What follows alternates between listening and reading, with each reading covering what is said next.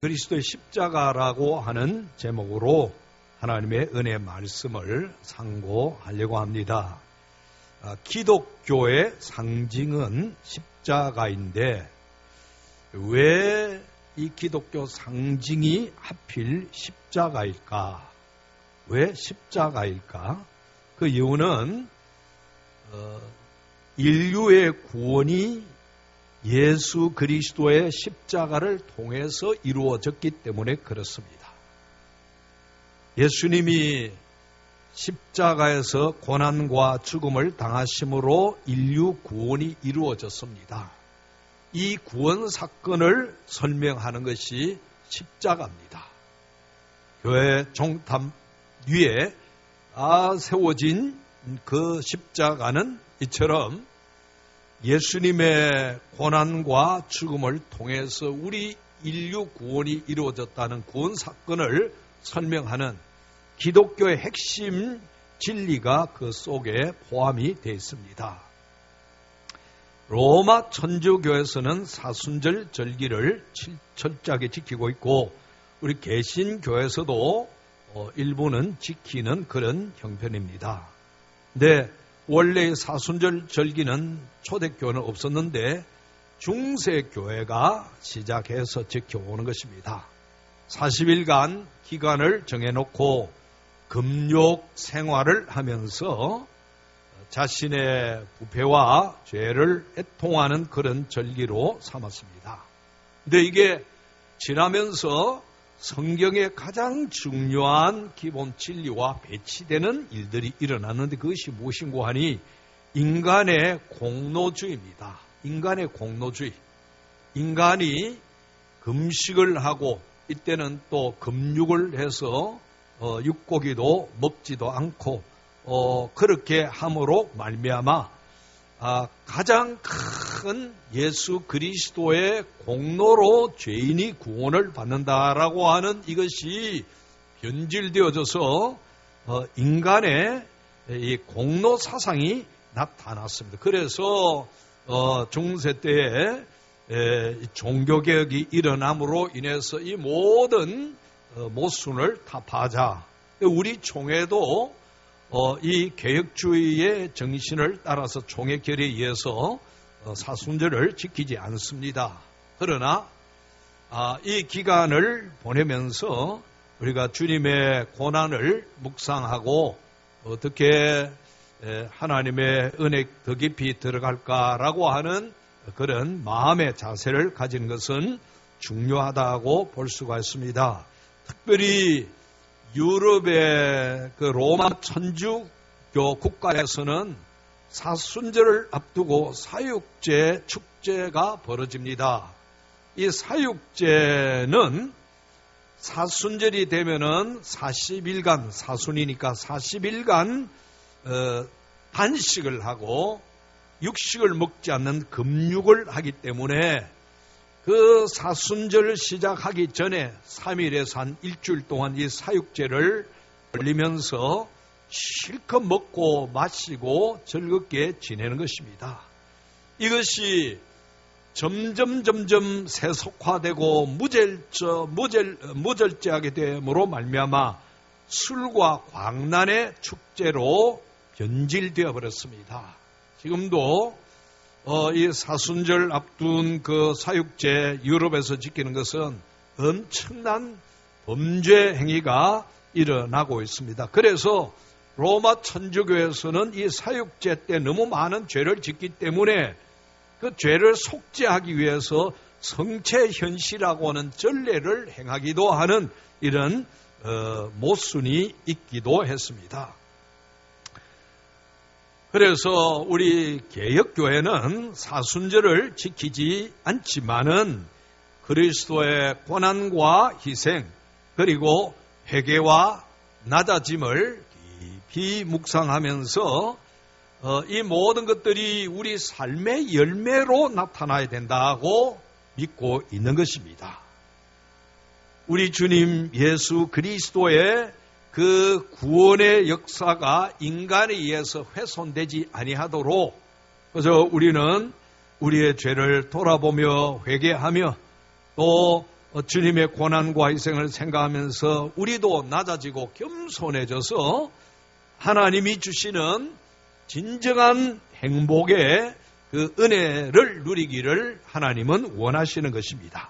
성경에는 하나님의 백성됨의 행복에 대해서 많이 언급을 하고 있습니다. 하나님의 백성이 얼마나 행복하냐? 신명기 33장 29절에 보면은 이스라엘이여 너는 행복한 사람이로다. 이스라엘이여 너는 행복한 사람이로다. 여호와의 구원을 너같이 얻은 백성이 누구냐? 여러분, 하나님은 죄인들을 사랑하셔서 그 중에 일부를 당신의 자녀로 삼아주셨습니다. 그 주님의 백성됨의 행복이 바로 이 신명기에 나타나 있고 성경 여러 곳에서 나타나 있습니다. 이스라엘이여 너는 행복한 사람이로다. 여러분, 이 세상에 많은 사람들이 행복하기 위해서 애를 씁니다. 노력을 합니다. 그러나 실제는 불행합니다. 여러분, 그리스도인들도 행복하기를 원하지만은 어떤 면에서는 불행한 삶을 살고 있는데, 여러분 오늘 이 말씀을 볼 때 구원받은 하나님의 백성이 얼마나 행복한가를 알아야 되는 것입니다. 저도 이 말씀을 너무너무 좋아하는데, 낙심이 되고 힘이 들 때, 그리고 세상과 비교해서 내가 절망이 될 때, 어떤 사람들은 많은 돈을 가졌고 어떤 사람은 많은 명예와 권세를 가졌는데 나는 이게 뭔가라는 생각이 들 때 이 말씀을 내가 읽고 선포합니다. 이스라엘이여 너는 행복한 사람이로다. 내가 하나님의 자녀이기 때문에 행복하다. 돈이 많기 때문에 행복한 것도 아니요, 권력과 명예가 있기 때문에 행복한 것이 아니라 구원받은 하나님의 백성이기 때문에 행복하다. 그런 말씀인 것입니다. 오늘 여러분들이 구원받은 하나님의 백성이기 때문에 행복한 삶을 사시기를 주의 이름으로 축원합니다. 이걸 우리가 놓쳐버리고 사는 겁니다. 놓쳐버리고. 여러분, 이 구원이 얼마나 귀한 것인가 십자가를 통해서 우리에게 다 설명해 주는 거 아닙니까? 그래서 세상과 비교하면 안 됩니다. 세상의 것과 비교하면은 우리는 절대로 행복할 수가 없습니다. 이스라엘이여 너는 행복한 사람이로다. 여호와의 구원을 너같이 얻은 백성이 누구냐? 그는 너를 돕는 방패시요 내 영광의 칼이로다. 여러분, 이 방패라고 하는 말, 하나님께서 환상 중에 아브라함에게 나타나셔서 하신 말씀 중에 아브라함아 아브라함아 두려워하지 말아라. 나는 너의 방패요 지극히 큰 상급이니라 그랬습니다. 이런 방패라고 하는 것은 전쟁 무기 때 우리를 보호하는 방패이기도 하지만은 이 구약의 의미에서는 왕으로도 그 뜻이 통하는 단어입니다. 고대에서는 왕이 백성들의 안위를 책임지는 군대도 가졌고 이렇게 무기도 가졌기 때문에 권력도 있기 때문에 그래서 아브라함에게 나는 내 방패라고 할 때 나 여호와 하나님이 너의 왕이다. 너를 지키고 보호하는 왕이다라고 하는 그런 의미가 들어있는 것입니다. 그리고 내 큰 상급이라고 그랬죠. 아브라함은 대단한 부자였습니다. 그렇지만은 하나님이 내 지극히 큰 상급이라는 말씀은 세상의 물질이, 세상의 기업이 진정한 아브라함의 기업이 아니라 아브라함에게 가장 큰 기업은 하나님이라고 하는 그런 뜻입니다. 하나님. 여러분, 우리 성도들이 이런 성경의 진리를 잘 깨닫는다라고 한다면은 내가 남보다도 많이 가지지 못하고 많이 배우지 못하고 많이 부족하다고 해서 절망하고 낙심하고 자포자기하는 그런 삶을 사는 것이 아닙니다. 나의 영원하신 기업, 생명보다 귀하다. 나의 갈 길 다가도록 나와 동행하소서. 우리가 얼마나 좋아하는 찬송입니까? 찬송으로 끝나지 말고 진정으로 나의 영원하신 기업. 이 세상의 기업은 재물이 기업이 될 수도 있고, 권력이 될 수도 있고, 재물이 명예가 될 수도 있고, 뭐 학벌이 재물이 될 수도 있고, 무슨 빽이 될 수도 있습니다만은 그건 영원하지 못합니다. 내 숨이 끊어지는 날 내 손에서 다 떠나가 버리는 겁니다. 하나도 나에게 도움이 될 수도 없고 내가 그걸 어떻게 할 수도 없는 것입니다. 그러나 영원하신 하나님은 나의 영원한 기업이 되시고 영원한 천국으로 나를 인도하실 것입니다. 이 하나님 백성됨의 행복에 대해서 신약에서는 우리 주님 예수 그리스도께서 뭐라고 말씀하셨는고 하니 요한복음 14장 27절에 평안을 너에게 끼치노니 곧 나의 평안을 너에게 주노라. 내가 너에게 주는 것은 세상이 주는 것과 같이 아니하니라. 너희는 마음에 근심하지도 말고 두려워하지도 말라 그랬습니다. 여러분, 진정한 행복은 이처럼 신약에 더 구체적으로 심령의 평안이라고 그랬습니다. 여러분, 이 심령의 평안이라고 하는 것은 이 총체적인 의미가 있습니다. 뭐 돈이 조금 있어서 오늘 기쁘고 또 저축이 많이 되어 있어서 내가 평안이 있고 뭐 내일이 조금 잘 되어서 하는 그런 것은 일시적이고 제한적입니다. 돈은 있다가도 떠납니다. 건강도 있다가도 떠납니다. 권력도 있다가도 떠납니다.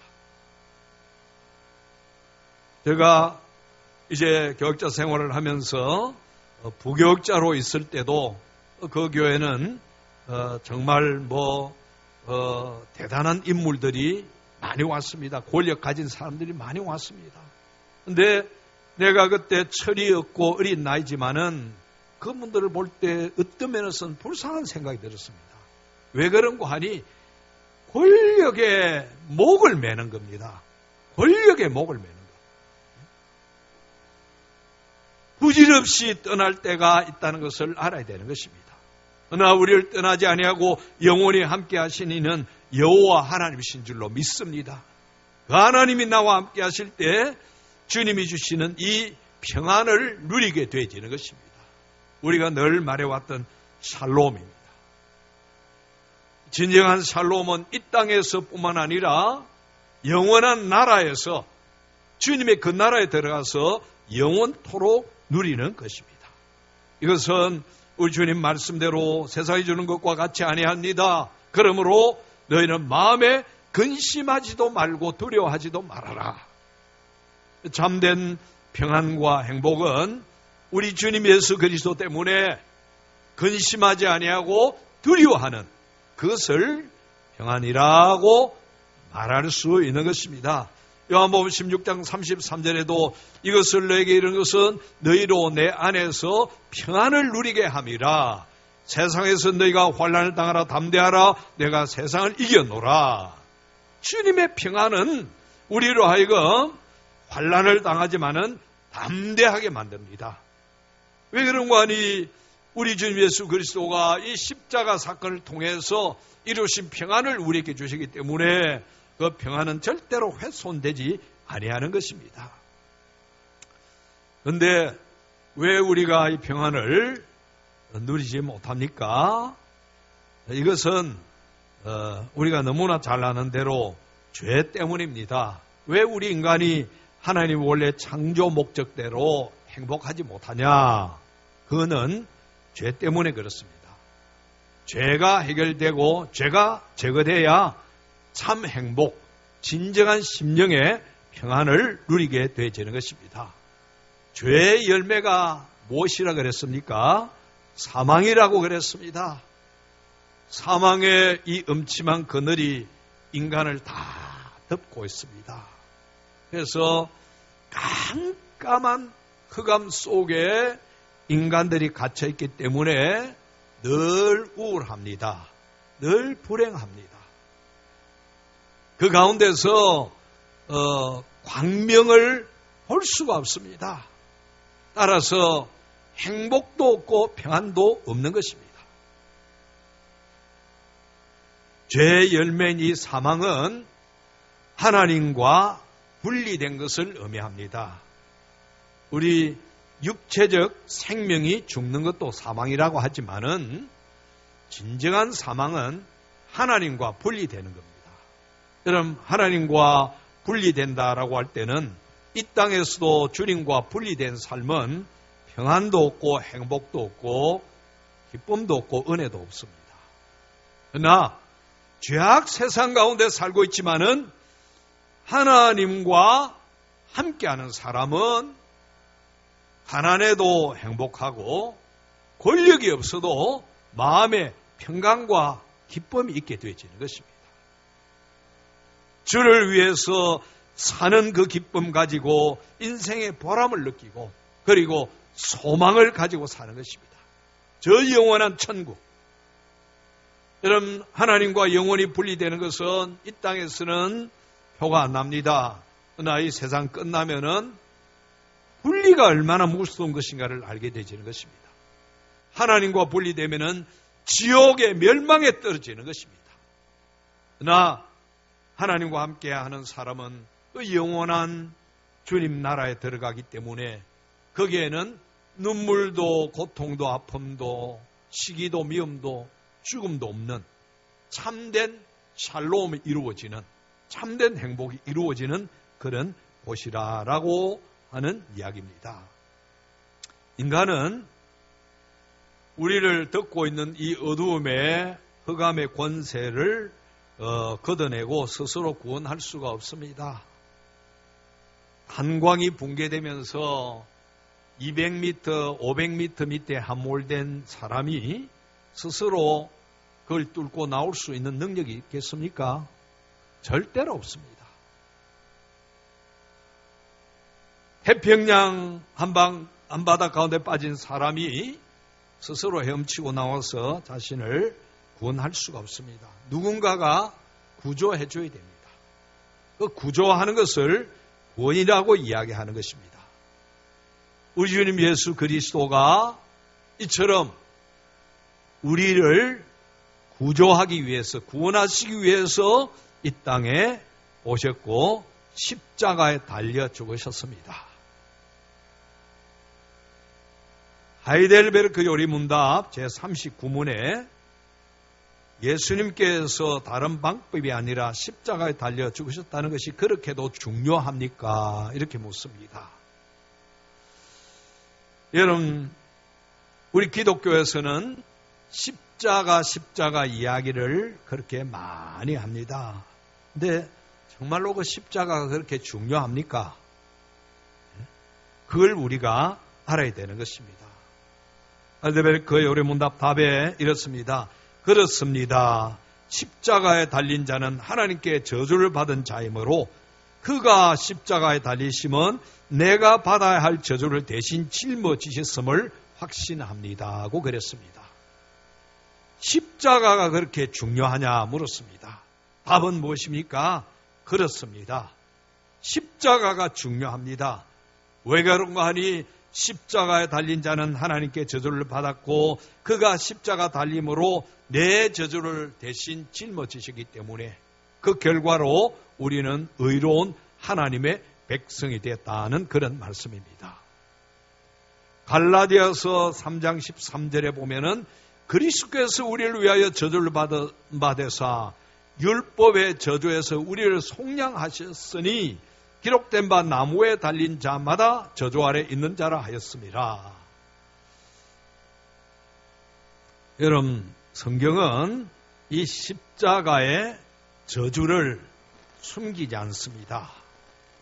노골적으로 강조하고 있습니다.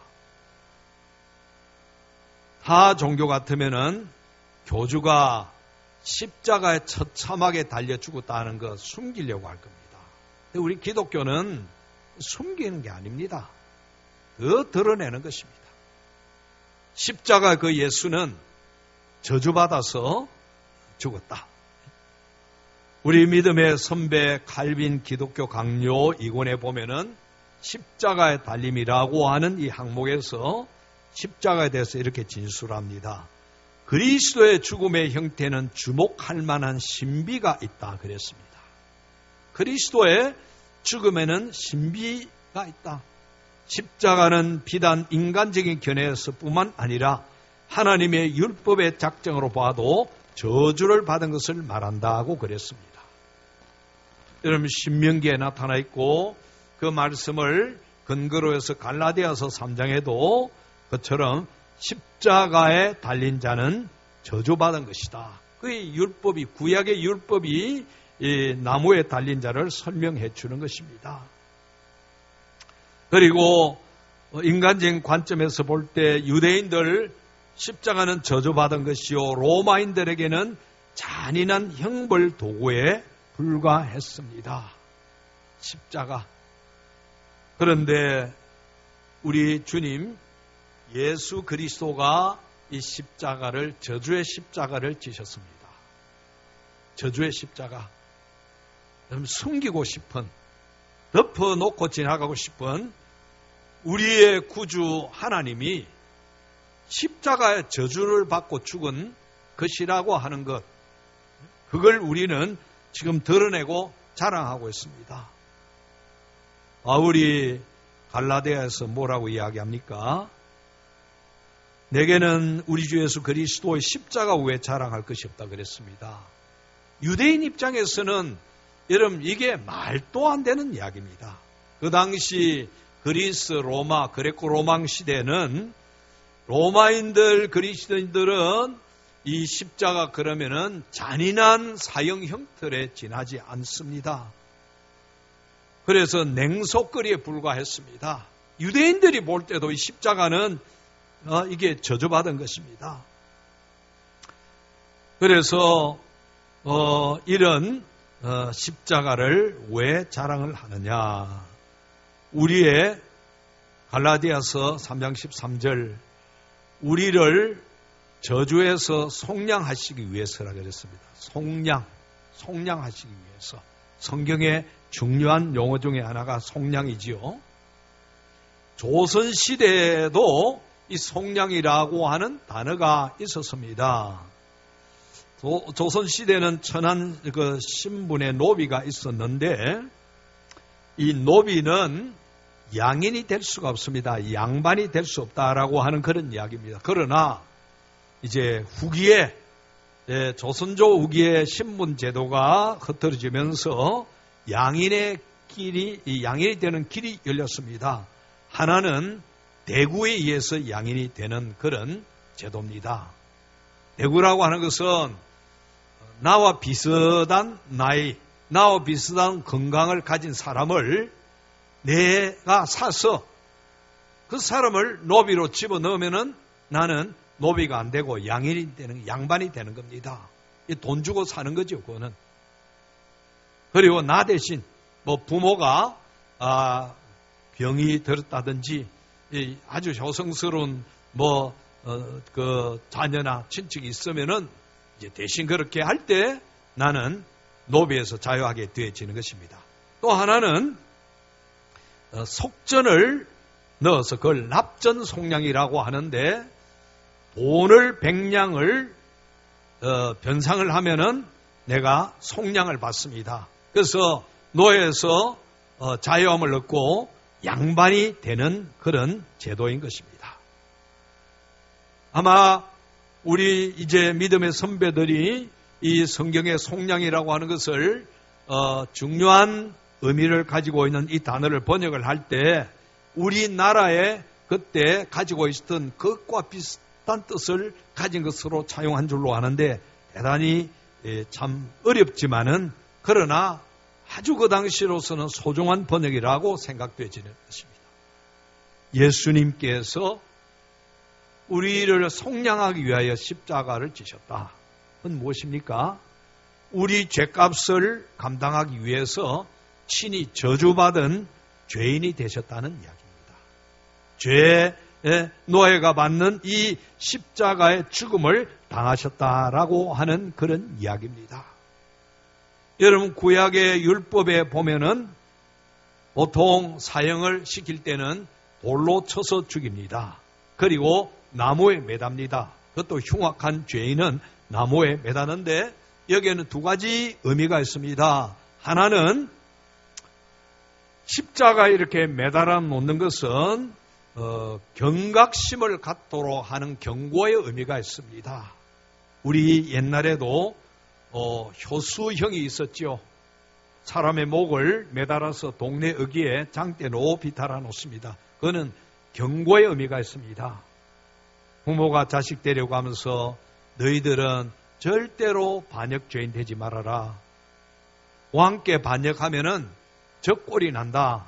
그런 의미가 있는 것이고, 또 이제 구약의 율법에 근거해서 보면은 육신은 돌로 쳐서 사형을 시켰습니다마는 영혼은 어떻게 벌할 수가 없습니다.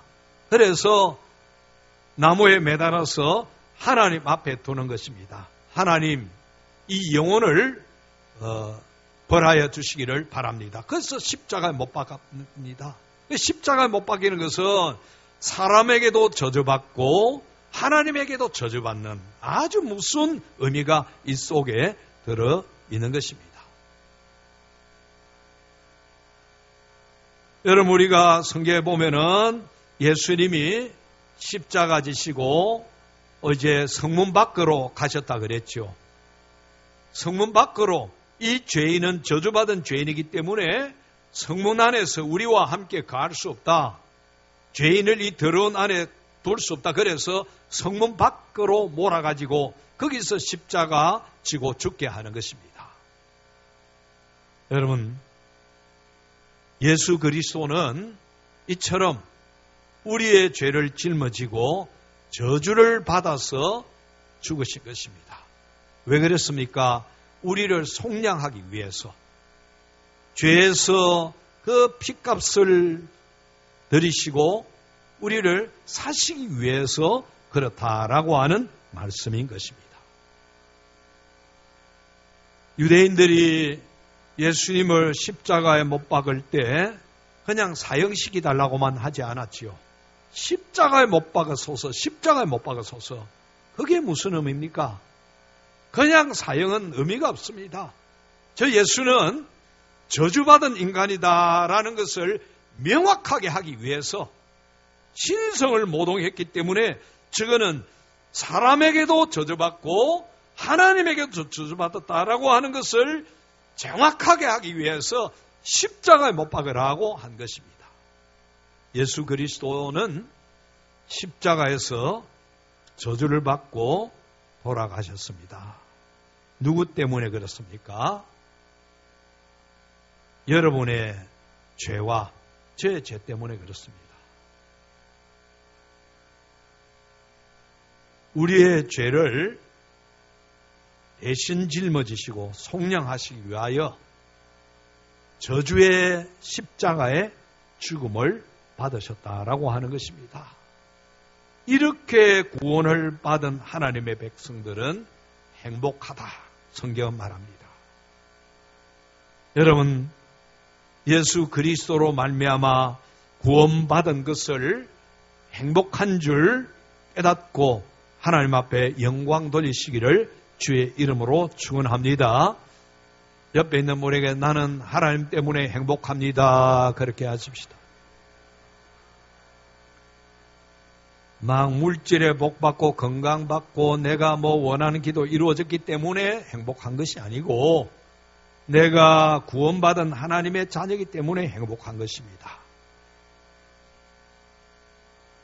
하이델베르크 요리문답 43문에 보면은 십자가를 통한 그리스도의 희생과 죽음으로부터 얻게 된 또 다른 유익이 무엇입니까? 그랬습니다. 거기에 보면은 우리의 옛자가 그와 함께 십자가에 못 박히 죽고 묻힘으로써 육신의 약한 욕망이 더 이상 우리를 지배하지 못하게 되고 그 대신 우리 자신을 감사의 제물로 드리게 되는 것입니다. 고 그랬습니다. 여러분, 예수님의 죽으심을 대속적 죽음이라 그랬죠. 나를 대신해서 죗값을 지불한 것입니다. 그렇기 때문에 이전에 죄와 저주 아래 있는 나는 주님의 십자가 아래서 완전히 죽었습니다. 그리고 우리는 새로운 피조물로 거듭났습니다. 새로운 피조물로 거듭난 우리는 오늘 성경의 말씀대로 죄악이 우리를 지배하지 못합니다. 사탄이 우리를 지배하지 못합니다. 근본적으로 우리를 절대로 지배할 수가 없습니다. 연약함으로 인해서 넘어지고 쓰러지기는 하지만은 죄악이 사탄이 우리를 완전히 지배하지 못합니다. 이미 예수 그리스도가 십자가로 우리 모든 그 죄값을 다 치렀기 때문에 그렇습니다. 그러면은 우리는 어떻게 살아야 되겠습니까? 십자가의 주님을 사랑해야 됩니다.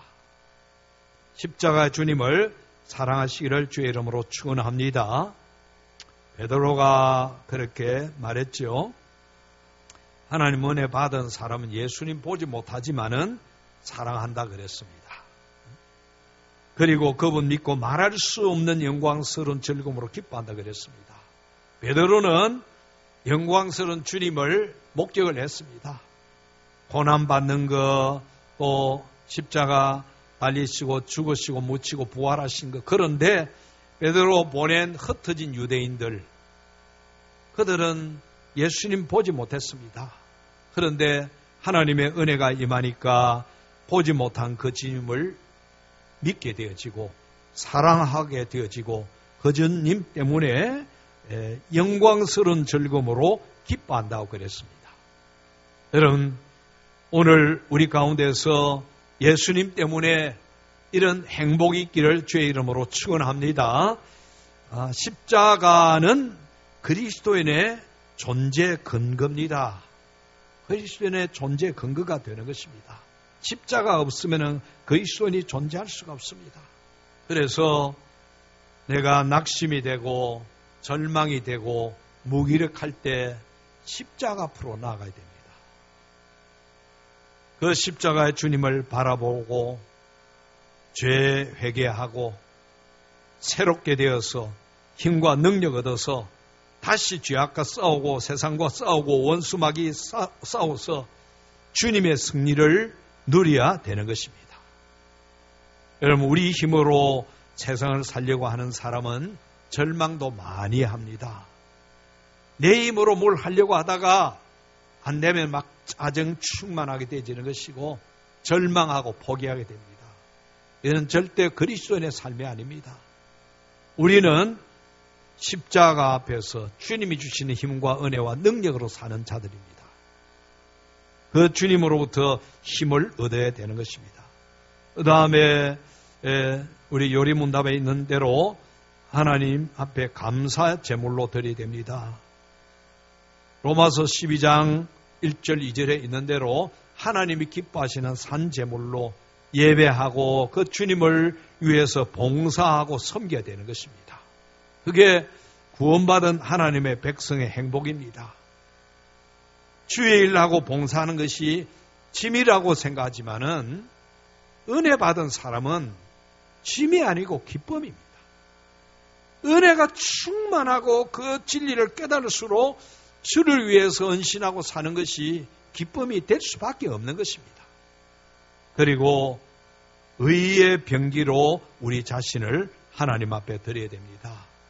죄의 병기로 드리면 안 됩니다. 의의 병기로 주님이 기뻐하시는 주의 나라와 그 의를 위하여 병기로 드려질 때 주님이 영광을 받으실 것입니다.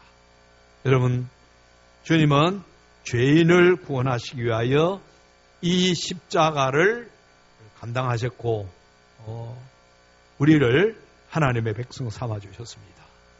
우리 하나님의 마음은 지금도 동일합니다.